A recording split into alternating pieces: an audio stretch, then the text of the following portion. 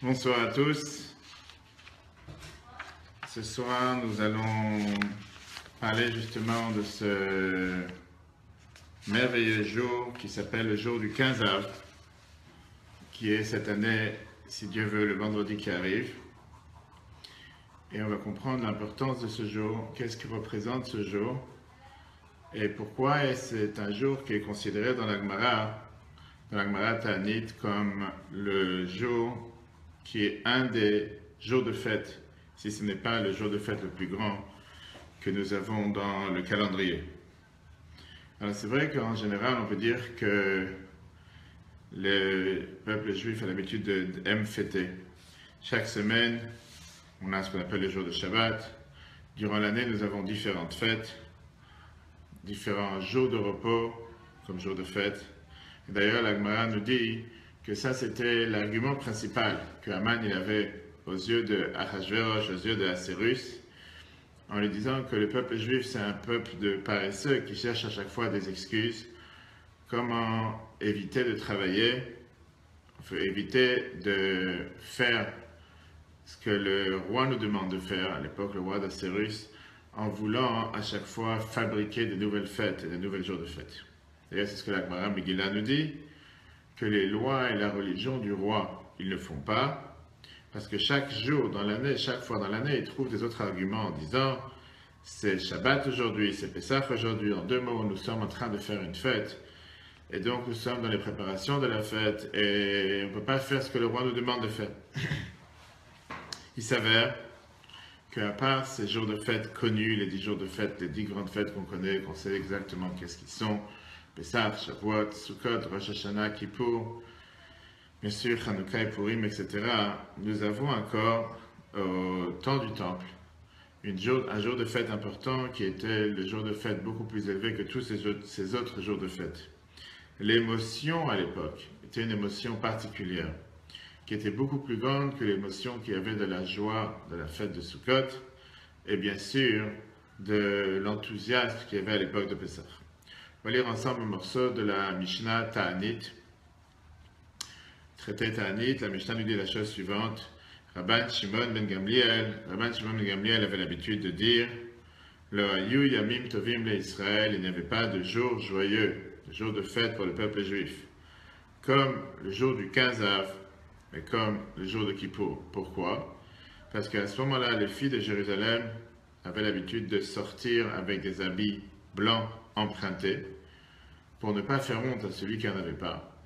Et les filles de Jérusalem sortaient dans la rue et ils faisaient des danses dans les vignes et ils avaient l'habitude de dire « Jeune homme, lève tes yeux et regarde, qu'est-ce que tu choisis? Ne mets pas tes yeux dans la beauté physique superficielle, mais mets tes yeux dans la famille. Mensonge et la grâce, vanité et la beauté, une femme qui craint Dieu, c'est elle que tu devras donner des louanges. » Et c'est la fameuse phrase que nous avons l'habitude tous de répéter. En règle générale, vendredi soir, lors du Kiddush. Pas mal d'explications intéressantes justement qui sont données pourquoi ils avaient l'habitude d'avoir des habits en blanc, des habits empruntés, etc. En règle générale, chacun il essaye de vouloir montrer justement quelle est sa qualité, quelle est sa supériorité. Quelqu'un qui cherche à se marier va s'habiller avec des habits spéciaux, des habits particuliers comme on a l'habitude aujourd'hui. Comme à l'époque, ils cherchaient à faire leur mission justement, de pouvoir à un niveau spirituel très élevé, juste remplir la mitzvah que Dieu a demandé de pouvoir se marier. Donc ils ont dit, il n'y a pas besoin d'avoir ici un habit particulier, on peut tous avoir des habits blancs. Et ce n'est pas les habits qui feront le choix de vouloir se marier avec telle ou telle personne. Pourquoi les habits étaient empruntés? La réponse est très simple, puisque encore une fois, puisqu'ils ne cherchaient pas ici à se marier de manière égoïste, mais juste pour remplir le but divin, chacun il essayait de chercher à aider l'autre en essayant de trouver un mariage. Et donc c'est la raison pour laquelle ils empruntaient les habits les unes des autres. Et comme la Gemara nous dit, pour ne pas faire honte à celui qui n'en avait pas, le Talmud nous décrit ça de manière très claire, qu'une fille du roi empruntait un habit de la fille du grand prêtre, la fille du grand prêtre de celui qui était le second du grand prêtre, et que tout le peuple juif empruntait les uns des autres pour ne pas faire honte à celui qui n'en avait pas, bien sûr, quelque chose qui est totalement contraire à ce qu'on avait aujourd'hui, ce qui se passe aujourd'hui. Et enfin, le troisième critère qui a été donné, qui disait à un jeune homme qui cherchait à se marier, il lui disait « Ne mets pas tes yeux dans la beauté, mais cherche plutôt la famille ». Au lieu de mettre un accent sur la beauté physique de chacune des personnes qui auraient voulu se marier, il préférait leur dire qu'ils se marient parce qu'on a un devoir, une mission à remplir pour que nos deux moitiés d'âme se réunissent, comme on sait qu'est-ce que la Torah nous dit par rapport au mariage, et ne pas chercher forcément la beauté physique, et dans ça même il y a pas mal d'autres détails qu'on pourrait élaborer après au fur et à mesure qu'on avance dans le cours. Et donc ça c'était le jour particulier, ce jour du 15 Av, à tel point que l'Agmara nous dit la chose suivante, que malgré tous les autres jours particuliers, les jours de fête qu'on avait dans l'année, le jour du 15 Av et le jour de Kippour étaient considérés comme les jours de fête les plus importants. Dans le texte, Rabbi Shimon ben Gamliel nous dit il n'y avait pas de jour de fête pour le peuple juif aussi important que le 15 Av et que le jour de Kippour, parce qu'à ce moment-là, les filles sortaient, etc., pour aller chercher à se marier. C'était, si on peut dire, la plus grande fête de fiançailles qui existait à l'époque à Jérusalem, et l'enthousiasme était énorme. Alors, on ne parle pas bien sûr de gens qui se mariaient généralement de manière naturelle, comme tout allait bien, que c'était facile pour eux à se marier. On sait par exemple un des livres de Halacha le Kolbo qui vient et qui nous dit que ces fêtes étaient faites particulièrement et organisées d'une manière pour les filles âgées qui ne se réussissaient pas à se marier avant et qui avaient un effort particulier de la communauté d'essayer de faire en sorte qu'ils puissent se marier.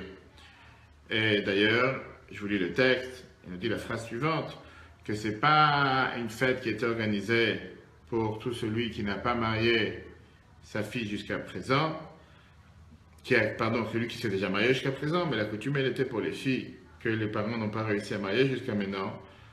Et si jamais ils n'allaient pas organiser cette fête particulière pour eux, automatiquement on va savoir s'ils seraient mariés un jour. Donc c'est pour ça qu'on a organisé cette coutume. De là on comprend la grande joie et la grande enthousiasme qu'on a eu à l'époque du fait que les personnes célibataires qui ne réussissaient pas à se marier pendant l'année, normalement, ont réussi à se marier. Et d'ailleurs, c'est le rapport qu'il y a bien sûr avec le jour de Kippour. Parce qu'on sait très bien, comme l'Agmara nous dit, que le jour de Kippour, c'est aussi le jour de mariage qu'il y a entre Dieu et le peuple juif. Et une des raisons pourquoi cette grande fête de fiançailles a été fixée le jour de Kippour, parce que comme le jour de Kippour, tout le monde a vraiment la tête dans la spiritualité et pas dans les choses qui sont plutôt bas ou terrestres, voire matérielles, c'est la raison pour laquelle, à ce moment-là, on ne craint pas que le mauvais penchant va avoir un certain impact sur la personne. Et donc, c'est la raison pour laquelle le jour de fiançailles, le plus grand jour de fiançailles du peuple juif, était organisé ensemble avec le jour de Kippour. Donc, il y avait le 15 Av et le jour de Kippour. Dans la Gemara, on nous dit que c'est la raison pour laquelle c'était aussi en coïncidence avec le jour de Kippour, parce qu'ils étaient assurés de ne pas faire d'erreur, de ne pas se tromper, de ne pas faire de bêtises ou quoi que ce soit. Donc, pour récapituler ce qu'on a vu jusqu'à présent, l'Agmara nous dit que le jour du 15 Av et le jour de Kippour, c'était les deux plus grands jours de fête qu'il y avait pour le peuple juif, du fait qu'à ce moment-là, il y avait cette grande fête de fiançailles qui était organisée, où toutes les filles non mariées sortaient et dansaient dans les rues de Jérusalem avec des habits empruntés, des habits blancs, et ils essayaient d'attirer justement, faire en sorte de pouvoir rencontrer leur deuxième moitié ou leur partenaire. Dans la Megillah de Eicha qu'on a lu, le livre de Eicha qu'on a lu hier, qu'on a lu à l'occasion de Tisha B'Av, on dit la fameuse phrase que les chemins de Sion sont en deuil, toutes ces portes sont vides. Et justement, quand on voit la traduction de Eicha, il nous dit que les jeunes filles de Jérusalem, ils étaient en train de se lamenter. Le fait que malheureusement, après la destruction du temple, cette coutume a pris fin et ils ont arrêté de sortir et de danser le jour du 15 Av ainsi que le jour de Kippour. Aujourd'hui, malheureusement, depuis que la destruction du temple a pris place, c'est vrai que cette grande fête, cette grande cérémonie de pouvoir réunir toutes ces filles non mariées qui puissent choisir leur partenaire, etc., ne se passe plus à si grande échelle dans la rue comme ça se passait à l'époque à l'occasion du 15 Av. Et ça se peut que parce qu'au temps du temple, les gens étaient avec un niveau de spiritualité beaucoup plus élevé. Néanmoins, c'est toujours mentionné dans le code de loi juif, Siman, le chapitre 131, qu'on a l'habitude, le jour du 15 Av, qui tombe cette année vendredi prochain, de ne pas dire les supplications qu'on dit dans la prière en 2 mots, comme on aurait fait lors d'un jour de fête. La question qui est demandée est la question poignante. Qu'est-ce qui s'est déjà passé ce jour si grandiose pour pouvoir ajouter encore un jour de fête dans le calendrier juif? Est-ce qu'on n'a pas assez de fêtes dans le calendrier juif pour pouvoir caser dans une de ces fêtes le jour de la fête des fiançailles de la ville de Jérusalem? Et pourquoi même aujourd'hui, alors que cette fête ne prend plus place, on continue à le considérer comme un jour de fête à tel point qu'on ne dit pas les supplications? Je dis, cet événement ne prend plus place aujourd'hui. Et d'ailleurs, c'est un événement qui nous laisse à réfléchir puisque on n'exprime pas une telle phrase sur aucune autre fête. Qu'est-ce que ça veut dire? Qu'il n'y avait jamais eu une fête aussi importante pour le peuple juif comme la fête du 15 Av et la fête de Kippour. Alors, on va dire que la fête de Kippour, on peut comprendre, c'est logique, on peut pouvoir trouver les explications pourquoi et comment. Mais la fête de 15 Av, le fait que les filles sortaient pour aller pouvoir se marier, c'est considéré comme le jour de fête le plus important du calendrier. Ça laisse à réfléchir. La Gemara, le Talmud même, le Talmud Ta'anit même pose cette question. Il amène justement 6 événements particuliers, différents les uns des autres, qu'on va tous voir pendant le cours ce soir, qui se sont passés lors du 15 Av. Alors, on parle bien sûr d'un événement qui ont duré plus de 1000 ans, dans une période de 1000 ans, qui sont totalement différents les uns des autres, en commençant depuis la période de ce qui s'est passé au temps de Moïse, jusqu'à ce qui s'est passé avec la révolte de Béthar, après la destruction du deuxième temple. Aujourd'hui, on va essayer de comprendre ensemble quelle était la base de la joie du 15 Av, quel est le point commun qu'il y a entre ces 6 raisons qui transforme ce jour du 15 Av en tant que jour le plus joyeux de l'année, comme on va tout de suite voir, qui est un jour propice pour transformer les jours de destruction en jour de délivrance. Commençons par le premier point. Par rapport à la question, qu'est-ce qui s'est passé le 15 Av? Vient la Gemara à la fin de Ta'anit, la fin du traité Ta'anit. Et la Gemara nous dit la chose suivante, que 6 événements joyeux sont passés ce jour-là, et que chacun de ces événements a rajouté dans la joie qui a pris part lors de ce grand jour. Aujourd'hui, on ne va pas voir les éléments comme la Gemara les décrit, puisqu'ils ne sont pas en ordre chronologique dans la Gemara, on va plutôt voir ensemble l'ordre chronologique, comment les événements se sont passés au fur et à mesure, et qui se sont tous passés le 15 Av. Après, bien sûr, on verra le point commun qu'il y a entre eux. D'abord, prenons le premier événement. La Gemara Ta'anit, page 30, on dit la phrase suivante, je vous lis le texte. Il n'y avait pas eu de jour de fête pour le peuple juif aussi important que le 15 Av et que le jour de Kippour. La Gemara demande bien sûr la question, le jour de Kippour, je comprends pourquoi, parce que c'est un jour de pardon. On sait très bien que le jour de Kippour, c'est le jour aussi que Dieu a donné les 2e tables de la loi. Mais qu'est-ce qu'il y a de particulier le 15 Av? Et la Gemara nous répond, parce que c'est le jour que les morts du désert ont arrêté de mourir. Pourquoi? On va tout de suite rentrer dans les détails, je vous lis d'abord le texte. Parce que tout le temps que les morts du désert n'arrêtaient pas de mourir, Dieu ne parlait pas avec Moïse d'une certaine manière, mais une fois que les morts du désert ont arrêté de mourir, à ce moment-là, Dieu a repris la parole avec Moïse. Qu'est-ce que ça veut dire? Premier événement joyeux du 15 Av, c'est passé à l'époque de Moïse. Pendant ces années difficiles dans le désert, il y avait l'habitude que chaque année, le jour du 9 Av, ils avaient l'habitude de creuser 15 000 tombes, dans lesquelles rentraient 15 000 hommes qui sont arrivés à l'âge de 60 ans. Et le lendemain matin, bizarrement, on les retrouvait tous décédés.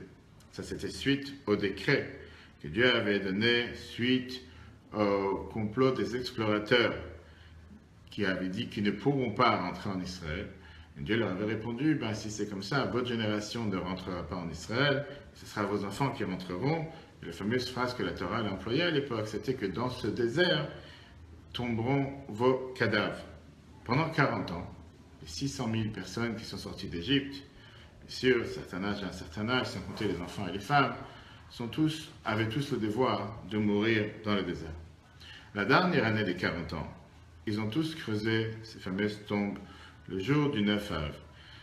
Et les 15 000 dernières personnes de cette génération devaient rentrer dans ces tombes la veille en sachant que le lendemain matin, ils n'allaient pas se réveiller, puisque c'est ce qui s'est passé jusqu'à présent chaque année. Mais là, le lendemain matin, il y a eu un miracle. Le soleil a éclairé. Et ils ont tous vu qu'ils sont vivants.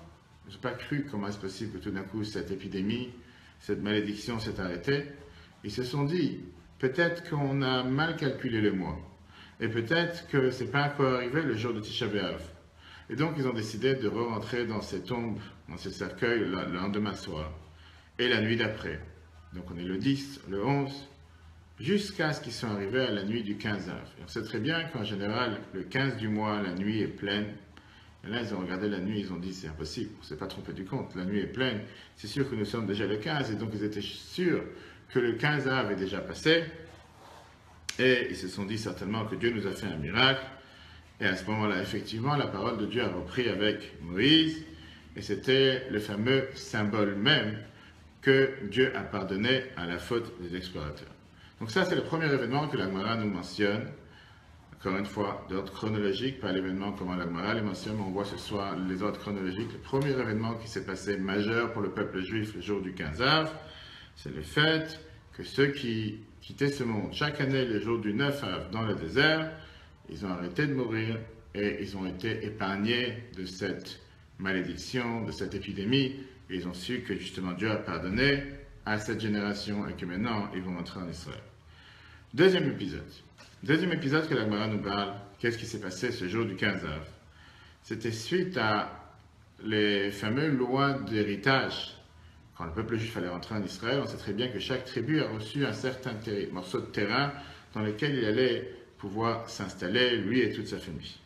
Mais la question qui a eu, c'est que quand on a divisé ces différents territoires, Dieu il a demandé à Moïse la chose suivante, qu'une famille dans laquelle il n'y a que des filles et qu'il n'y a pas de garçons, comme par exemple les fameuses filles de Tselophrate, que la Torah nous parle à plusieurs reprises, et qu'eux ils vont hériter la partie de terre qui appartient à leur père, ils pourront se marier seulement avec les enfants qui sont de cette tribu. Ils ne pourront pas se marier avec des garçons d'autres tribus. Pourquoi? Pour justement garder la terre, le morceau de terre qu'ils ont hérité, pour l'héritage de cette tribu. Parce que s'ils vont se marier avec des garçons d'autres tribus, automatiquement, le morceau de territoire qu'ils ont reçu, il va passer dans les mains de l'autre tribu, puisque l'héritage, elle est toujours d'après le père. Et donc, rapidement, il pourrait faire en sorte que pas mal de morceaux de terrain qui appartiennent à une certaine tribu vont se retrouver dans les mains d'une autre tribu. Ça, c'est ce qui se passait avant de rentrer en Israël. Mais une fois qu'ils sont entrés en Israël, une fois que chaque tribu s'est installée dans son endroit, le jour du 15 Av, cette loi a été annulée et on a laissé la chance à n'importe quelle fille, même si elle n'a pas de frère, de pouvoir se marier avec qui elle veut parmi les 12 tribus.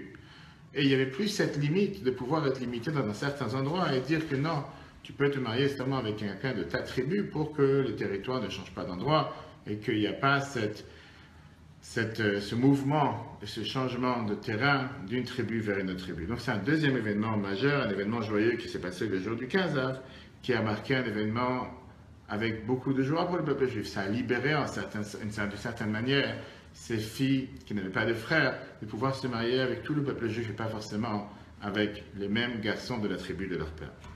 Passons au troisième événement que la Gemara nous raconte. Et ça, c'est encore une fois l'événement tragique qui s'est passé au temps des juges, au début de la vie du peuple juif en Israël.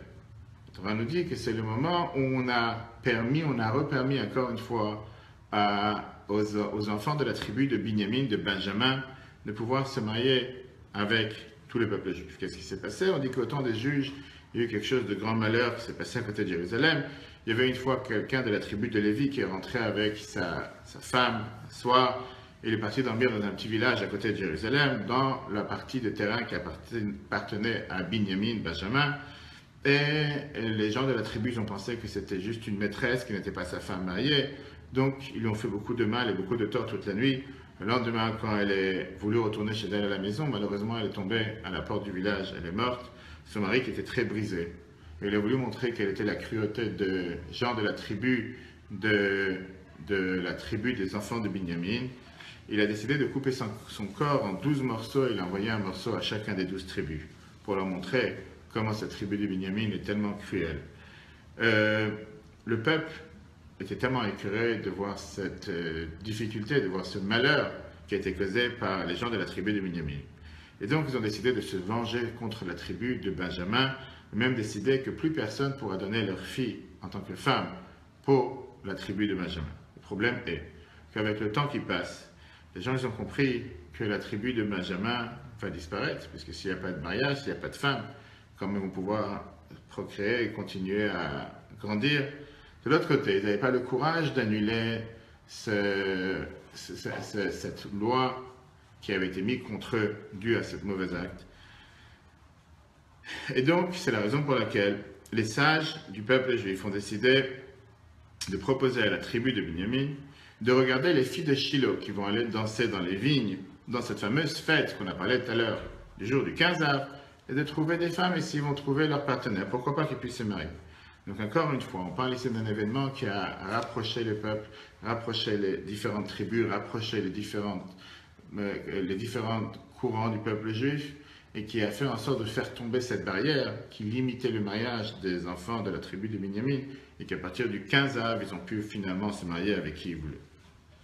Le 4e épisode qui s'est passé le jour du 15 Av, c'était le jour où, malheureusement, après des centaines d'années où il y avait une limite, il y avait ce qu'on appelle une frontière fermée entre Jérusalem et le Shomron, la Samarie, et que les enfants de Shomron, de Samarie, n'avaient pas le droit de monter dans le temple.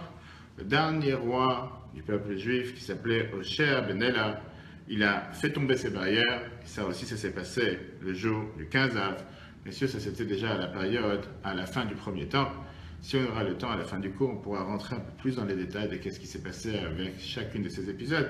Et pour l'instant, on essaye de voir rapidement les 6 grands majeurs événements qui se sont passés le 15 Av. Après, on verra surtout le point intéressant, le point principal de ce soir. Quelle est cette grande fête? Pourquoi la Torah, la Gemara nous dit qu'il n'y avait pas de grand jour de fête pour le peuple juif comme le jour de 15 Av et le jour de Kippour. On avance, 5e épisode. 5e épisode, c'est un épisode intéressant, que le Rabbi nous parle de cet épisode énormément, on va s'arrêter dessus juste après. On dit que c'est le jour où on a arrêté de couper du bois pour les sacrifices sur le temple. Vous savez très bien qu'il y avait ce fameux tas de bois qui était sur le temple, avec le feu dans lequel on faisait brûler les différents sacrifices qu'on met dans le temple. Et Rabbi et Rav Yosef, les deux nous disent dans la Gemara qu'à partir du 15 Av, puisque le soleil commence à raffaiblir sa force, et donc on ne coupait plus du bois pour le temple. Pourquoi? Parce que les bois n'avaient plus la capacité de sécher, et donc ils commençaient à venir avec plein de verre, et on ne pouvait pas amener un bois plein de verre sur le temple. On appelait ça le jour qu'on avait l'habitude de casser le fossile, en 2 mots, le jour où on a arrêté de cueillir du bois. Maintenant, ce n'est pas juste le jour qu'on a arrêté d'amener du bois, et pour ça qu'on a fait de ça toute une grande fête. Il y a ici quelque chose de beaucoup plus profond, on va laisser ça pour juste après. Puisqu'il y avait, encore une fois, sur le temple, sur l'autel sur lequel on amenait les sacrifices, on avait besoin du bois pour faire brûler les sacrifices. Les bois, ils étaient contribués par différentes familles tout au long de l'année. Ils avaient leurs habitudes, que telle famille amenait le bois à tel moment, telle famille amenait le bois à tel moment, telle famille amenait le bois à tel moment. Et en règle générale, on arrêtait de couper le bois le jour du 15 Av et ça nous suffit. Pierre, désolé pour la coupure, une coupure Internet qui ne dépendait pas de moi. J'espère qu'on se revoit avec où on s'est arrêté jusqu'à présent. Sinon, ça sera le cours en 2 moitiés. En tout cas, on en tenait justement à la 5e raison. La cinquième raison pour laquelle le jour du 15 Av était considéré comme un jour important pour le peuple juif. On a vu dans lequel c'était le jour qu'on a arrêté de couper du bois pour constituer le montant du bois, la quantité de bois qu'on avait besoin depuis justement la période du 15 Av jusqu'à le mois de Nissan de l'année d'après. Et donc c'est encore une fois un événement important. On va voir tout à l'heure, on va expliquer les détails. Pourquoi ce jour, c'était justement considéré un jour de fête particulier et qu'est-ce qu'il avait de particulier à tel point qu'on l'appelait le jour qui n'était aussi grand que le jour de Kippour et qui n'avait pas un jour de fête aussi important comme le jour du 15 av. Enfin, le sixième événement qui s'est passé ce jour-là, c'était le jour où les personnes qui ont été tuées à Bétar, on a donné la permission de pouvoir les enterrer. Et c'est à ce moment-là qu'on a constitué à Bétar la fameuse bénédiction de Birkat Atov Vermitiv, qui était la bénédiction dans laquelle on remerciait Dieu le fait qu'il n'y a pas eu de mauvaise odeur et le fait d'avoir laissé des cadavres pendant un long moment, comme on va expliquer tout de suite, sans les enterrer, et le fait qu'on a pu nous donner la possibilité de pouvoir les enterrer. Les Romains, puisqu'ils étaient tellement cruels, ils ne voulaient pas laisser enterrer les soldats qu'ils ont pris part dans la révolte de Bar Korba et qu'ils ont protégé sur la ville de Bétar. C'était seulement après un long moment, le jour du 15 av, qu'à ce moment-là, ils ont donné la permission. Et à ce moment-là, on a vu que les corps des soldats étaient encore entiers. Et donc, c'est encore un sixième événement que la Gemara nous énumère pour nous dire l'importance de la joie, de qu'est-ce qui s'est passé ce jour-là. Bien sûr, c'est un événement qui s'est passé beaucoup plus tard, après la destruction du deuxième temple, et après le fait que cette révolte de Bar Korba a échoué. Si on fait maintenant une synthèse des 6 raisons principaux que la Gemara nous a énumérées, on ne pourra pas facilement voir un point commun entre ces 6 raisons et expliquer quel était le sens du jour du 15 av. Il y a 2 raisons qu'on a vues qui étaient le fait que la mort s'est arrêtée, soit les morts de Bétar et soit les morts du désert. 3 raisons qui nous parlent sur l'union des tribus et une raison qui n'a absolument rien à voir avec tout ce qu'on a dit jusqu'à présent, qui est le fait qu'on a arrêté d'amener du bois, couper du bois, pour pouvoir amener les sacrifices sur l'autel qui était dans le temple. On est tout à l'heure qu'on va s'arrêter justement sur cette raison, qui apparemment nous paraît comme une raison un peu bizarre. Qu'est-ce qu'il y a de tellement joyeux? Et qu'est-ce que cela fait pour transformer ce jour comme un jour de joie à tel point qu'il n'y avait pas un jour aussi important comme le jour du 15 av et le jour du Kippour, parce qu'aujourd'hui on a arrêté de couper du bois pour l'autel qu'il y avait sur le temple. C'est un événement, on va dire, agricole, comme tous les autres événements agricoles. Il y a le temps de la moisson, le temps où on plante les graines, le temps de la récolte. Et pourquoi on fait de cet événement un événement si majeur que ça, à tel point que même les Chachamim, nos sages dans la Gemara, le nomment comme le jour par lequel a été, on a cassé la fossile, en 2 mots, que le jour où on n'a plus besoin de pouvoir couper du bois. À tel point, plus que ça, pardon, on voit que dans la Gemara, cette raison est considérée comme la raison majeure, la raison principale.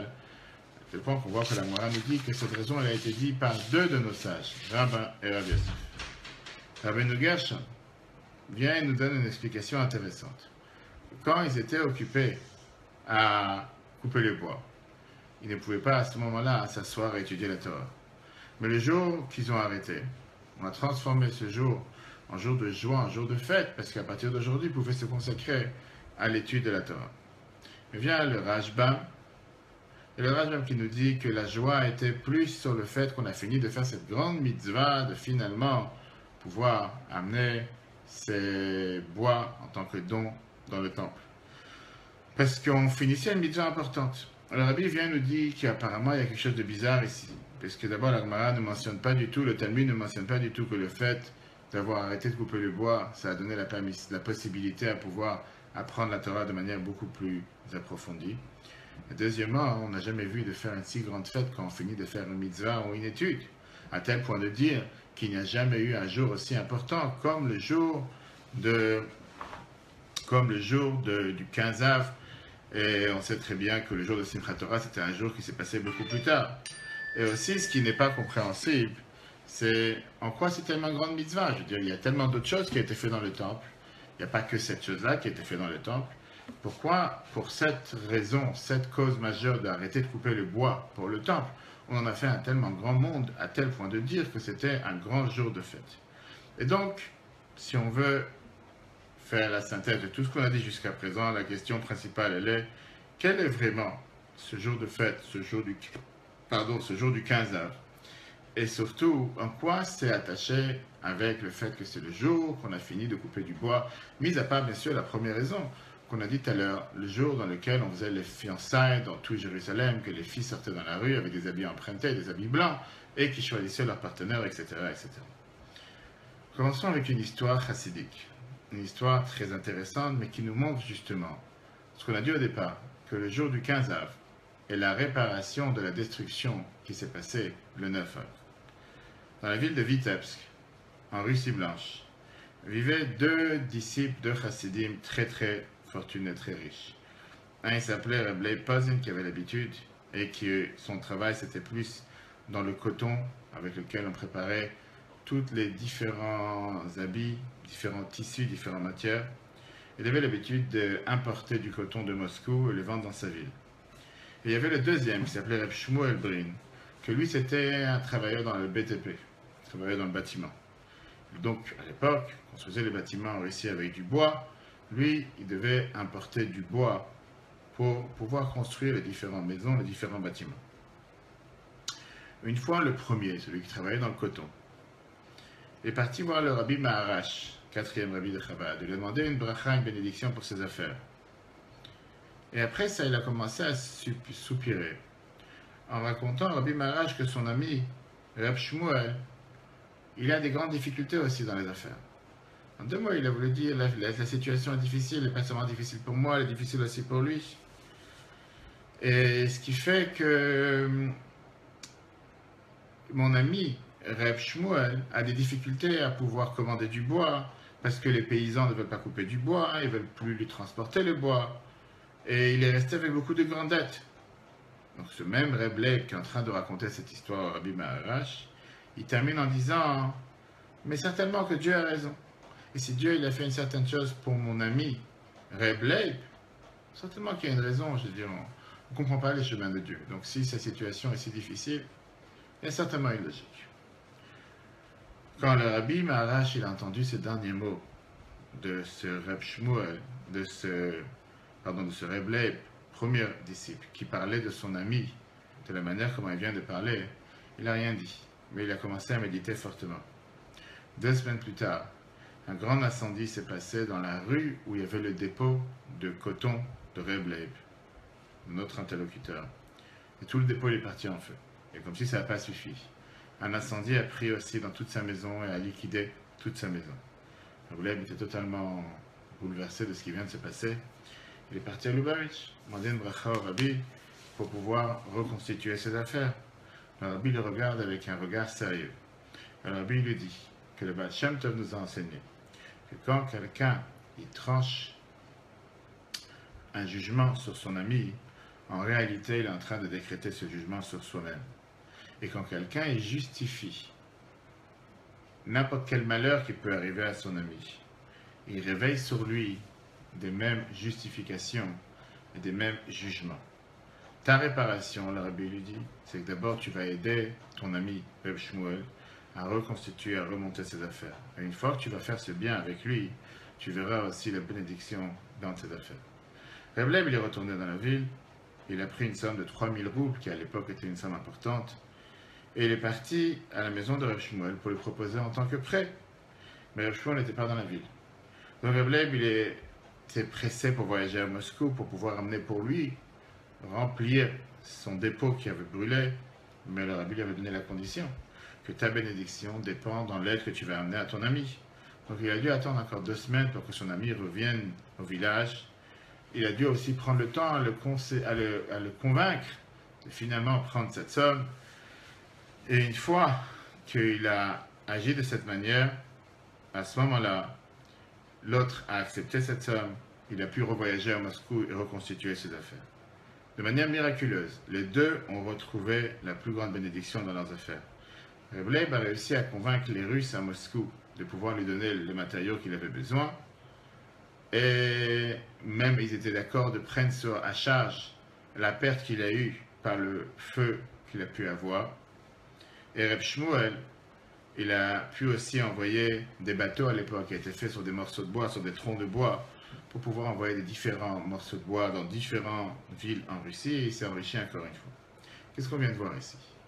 On vient voir ici le fait que réparer le mal, c'est fait en refaisant le bien qu'au départ, pas forcément qu'il avait pensé à lui faire du mal, d'avoir justifié le mal qui a été fait à l'autre. Le rabbi lui avait dit, tu pourras commencer à réparer ce qui a été fait de mal à l'autre, et ça t'amènera à la bénédiction pour toi. Et ça même, c'est la base du jour du 15 Av. Ce jour, c'est le jour qui a transformé le 9 Av. Tout ce qui s'est dégradé, tout ce qui s'est mal fait, tout ce qui s'est esquinté pendant le 9 Av a été réparé le 15 Av. De là la raison pourquoi la Gemara nous dit qu'il n'y a pas eu un jour de fête aussi important comme le jour du 15 Av, parce que c'est le jour qui transforme la destruction du 9 Av, et c'est le jour qui met les bases et les fondations pour la prochaine délivrance. Alors analysons ensemble comment ce jour du 15 Av a réparé la destruction du 9 Av, Tisha B'Av, qu'on vient de finir hier. Le 9 Av, c'est un jour malheureux, avec différents éléments qui sont passés de destruction dans le peuple juif, en commençant bien sûr, destruction du premier temple, destruction du deuxième temple, le fameux rebelle, le Bar Korba, qui s'est mal passé, qui a fait en sorte qu'on n'a pas pu retourner à Jérusalem, la construction du temple. Mais bien sûr que ces choses-là ne se sont pas passées par hasard. Il y a eu deux raisons majeures pourquoi il y a eu tous ces événements le jour du 9 Av. Première raison, on l'a déjà évoqué hier dans le cours, hier après-midi, le fait que les explorateurs, quand ils sont revenus de leur mission d'Israël, où Moshe les avait envoyés pour savoir par quel chemin va pouvoir y arriver, mais eux, ils ont confondu leur mission en disant qu'on ne pourra pas y arriver, ils sont venus en disant qu'on ne pourra pas réussir. Et bien sûr, le deuxième épisode, au temps du deuxième temple, le fait que le peuple juif avait cette haine gratuite. On dit que Jérusalem était divisée en différentes parties, différents groupes, différents segments, différents, pas seulement cantons ou différentes régions, mais c'était surtout différent avec, il y avait ceux qui étaient de tel caractère, ceux qui étaient de tel niveau. Il y avait une telle division dans le peuple juif qui a fait en sorte que cette division a fait qu'il y avait cette haine gratuite des uns envers les autres. À tel point, la fameuse histoire qu'on a déjà racontée hier avec Bar Kamsa, qui était celui qui était un des juifs de la ville, qu'on s'est comporté envers lui avec une haine gratuite, et pour ça il est parti, colporté au César, à Rome, sur la conduite des juifs, des prêtres dans le temple qui ne sont pas prêts à amener un sacrifice du roi, tous les détails comme on a vu hier longuement, et de là le César avait décidé de monter à Jérusalem et de détruire le temple. Le 15 Av, c'était la transformation positive de tous ces points noirs. Tout d'abord, c'est le jour qui a montré comment la destruction s'est arrêtée, le jour où Dieu a finalement pardonné sur la faute des explorateurs, le jour où, comme on a vu tout à l'heure, dans les 6 éléments que la Gemara nous mentionne, comment il y a eu cette union parfaite entre tous les segments du peuple juif, cet amour gratuit qui a remplacé la haine gratuite. Commençons justement par le dernier épisode.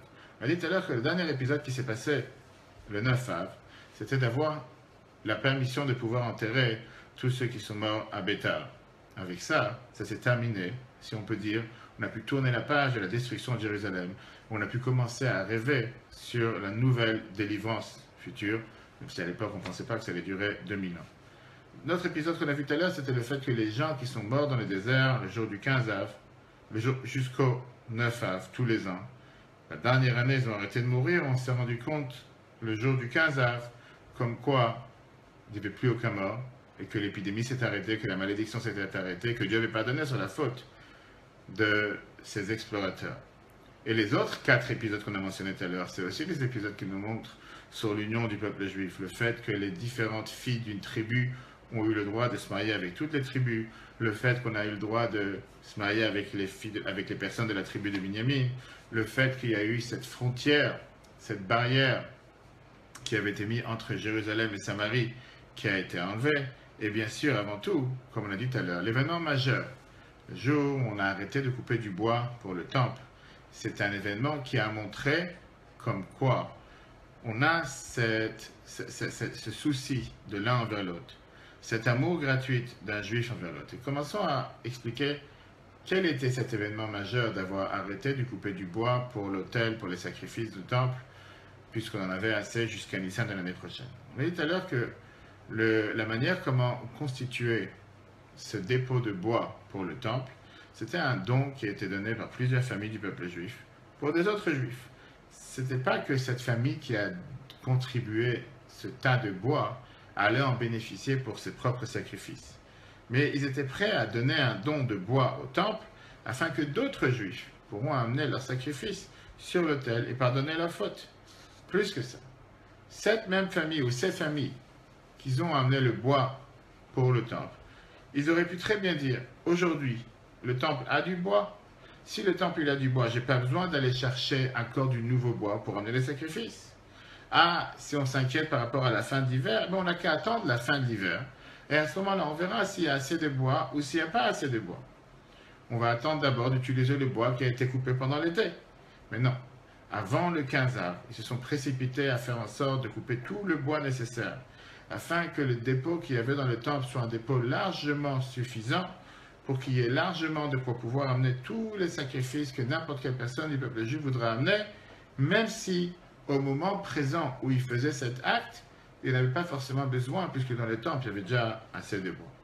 Avec cet acte de vouloir se préoccuper qu'un autre frère juif qui n'a pas forcément, encore une fois, du bois, qui n'a pas forcément besoin de ce bois tout de suite. Plus que ça, celui qui coupe le bois n'en a même pas besoin de ce bois parce que qui dit qu'il devrait amener un sacrifice. Mais le fait de se préoccuper avec une amour gratuite pour un autre juif, ça c'était la base qui a fait en sorte de pouvoir mettre les fondations pour la reconstruction du temple. Le fait de se préparer une demi-année en avance, 6 mois en avance, pour faire en sorte qu'il y a du bois suffisamment dans le temple, malgré, encore une fois, que ceux qui l'ont coupé ne veulent pas forcément en bénéficier. Mais à force d'avoir montré une telle amour gratuite, on a pu renverser ce qui s'est passé le 9 avril avec la haine gratuite qui était la destruction du temple. Et là, on a montré comment on met les fondations pour la reconstruction du temple. Et donc, quand on comprend les paroles du Rashbam, pourquoi c'était une tellement grande mitzvah ce qui s'est passé le 15 avril, puisqu'on parlait vraiment du début de la reconstruction du temple. Et on comprend pourquoi ce jour-là a été choisi comme le jour des fiançailles, le jour de l'amour dans le peuple juif. Parce que c'est le jour qui nous montre qu'est-ce que ça veut dire donner sans attendre rien en retour. Il n'y a pas un meilleur jour dans le calendrier pour fixer ce jour-là comme le jour de fiançailles dans le peuple juif. Et c'est pour ça que justement la Gemara nous fait remarquer que les filles qui sortaient danser dans les rues de Jérusalem pour trouver un partenaire, ils ne sortaient pas avec leurs propres habits, ils sortaient avec des habits blancs, des habits qu'ils avaient empruntés de leur ami. Parce qu'ils ne venaient pas ici avec leur propre meilleur, bel habit qu'ils avaient confectionné pour l'occasion. Mais chacun, il empruntait un habit de son ami pour ne pas faire honte à celui qui n'en avait pas. Et justement pour créer des ponts entre toutes ces filles qui ne s'étaient pas mariées jusqu'à présent dans l'année. Et au contraire, comme on a mentionné tout à l'heure, chaque fille empruntait un habit d'une fille qui était d'une catégorie moindre, si on peut dire, qu'elle-même. La fille du roi empruntait de la fille du grand prêtre, la fille du grand prêtre empruntait de la fille du second du grand prêtre. Et comme ça, tout cet événement majeur qui s'est passé dans les rues de Jérusalem, c'était un événement d'amour, un événement de lien, un événement d'union entre le peuple juif, un événement d'amour gratuit entre l'un et l'autre. Ce Shabbat, c'est aussi le Shabbat qui est appelé le Shabbat de la consolation, Shabbat Nachamu. Et il commence à partir de cette semaine, pour les prochaines 7 semaines, jusqu'à Rosh Hashanah. On va lire chaque Shabbat une autre Haftara qui est appelée la Haftara de la consolation, puisque c'est des Haftarot qu'on lit à la fin de la lecture de la Torah dans la synagogue le samedi, avec des promesses sur la délivrance future. C'est aussi le lien avec ce que la Gemara nous a dit, que ce jour, c'est le jour le plus propice pour que la Géoula, la délivrance, elle arrive. Puisque la Torah nous dit, la Gemara nous dit que le jour, justement, du 15 av, c'est une tellement grande joie comme le jour de Kippour, puisque c'est comparé au jour du mariage entre Dieu et le peuple juif.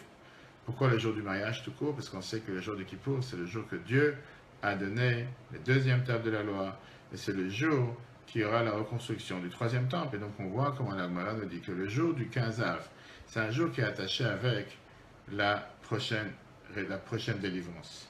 Alors lui, il explique quel est le lien et le point commun entre l'amour du prochain et la délivrance. La Torah nous dit que quand Moïse, premier épisode, que la Torah nous raconte sur Moïse quand il est sorti dans la rue en Égypte, et il a vu ces deux personnes juives se battre, Dathan et Aviram, il a fait l'allusion à l'un d'eux en lui disant « Racha mauvais, méchant, pourquoi tu tapes ton ami? L'autre s'est énervé et il a dit, est-ce que tu es venu me tuer comme tu as tué hier l'Égyptien? Et le Chumash continue en nous disant, Moshe s'est très étonné en disant, Moshe a eu peur en disant certainement que les choses ont été divulguées, que les gens sont au courant de ce qui s'est passé hier. Tous les commentateurs essaient de comprendre qu'est-ce que Moshe il avait tellement peur de ça qu'il y a un idiot qui tape son ami et qui dit quelque chose. Pourquoi c'est la raison pourquoi Moshe il a peur. Moshe il a eu peur que certainement il va envoyer un WhatsApp à Pharaon ou par Facebook et que Pharaon il va entendre qu'est-ce qui s'est passé. Mais Rashi amène une explication différente. Rashi nous dit que Moshe il a eu peur en se disant que apparemment dans le peuple juif il y en a ceux qui ont cette mauvaise langue. Et puisqu'ils ont cette mauvaise langue, ils ne méritent pas d'être libérés. Cette faute risque d'annuler la promesse que Dieu il a faite de les sortir d'Égypte.